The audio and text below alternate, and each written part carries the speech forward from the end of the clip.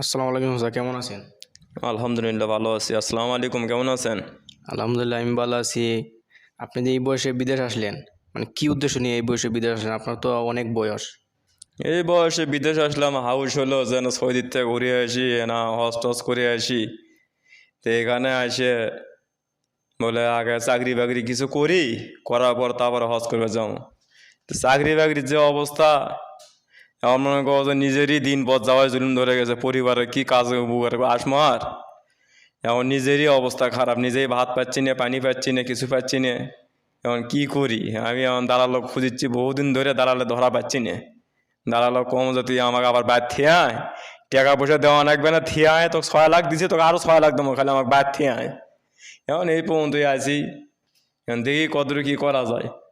আচ্ছা স্যার, আপনি যে 6 লাখ টাকা দিয়ে বিদেশ আসলেন, ঠিক আছে, কিন্তু আপনাকে বলছিল 1 বছর বা 2 বছর আকামা দিব, সেটাকে আপনাকে দিয়েছে?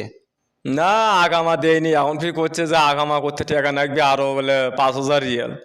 তাই আমি বলে দেখে তার বাদ আমি যোগাযোগ করি যে 5,000 রিয়াল টাকা না আগে আরো আগামা করতে 10 মাসে, তাহলে আমি বাড়িতে টাকা আবার নিয়ে তারপর আগামা করবো। তো দালাল করছে ঠিক আছে, তুমি বাদ যোগাযোগ করে পরে আমার সাথে যোগাযোগ করো।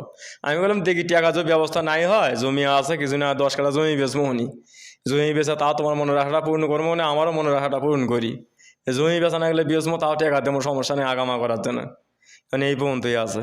তাহলে আপনার এখনো আকামা হয় নাই? আপনি প্রায় 1 মাস 1.5 মাস হয়ে গেছে আপনি এই বিদেশে আসছেন, এখনো আপনার আকামা হয় নাই? না, আগামা হয়নি। কোসে যে ঠিক আছে তুমি সব চাকরি বাকরি করো, আগামার ব্যবস্থা আমি করে দিচ্ছি। তাই আমি তো মনে করছি আসলে উঠ সরাচ্ছি মরুভূমির মধ্যে।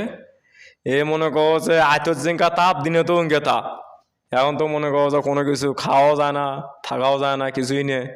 এখন কি করি এলে চিন্তা ভাবনা করতেছি যে টাকা দিয়ে কোন জায়গাতে আইলাম। তাও আমি কইলাম যে দেখো এনা ভালো একটা কাজ দেওয়া আমাকে।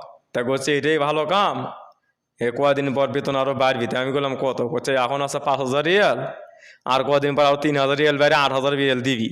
তো বললাম এত টাকা কি? করছে এলে শহরের মধ্যে, এটা মরুভূমির মধ্যে ঘুরে বেড়ান, তো এলে টাকা না বেশি। তো বলে ঠিক আছে, তাহলে এই জুলগো এত টাকাই হয় বেতন, তাহলে আমি আর কটা লোক নিয়ে এসি আমার বাংলাদেশ থেকে।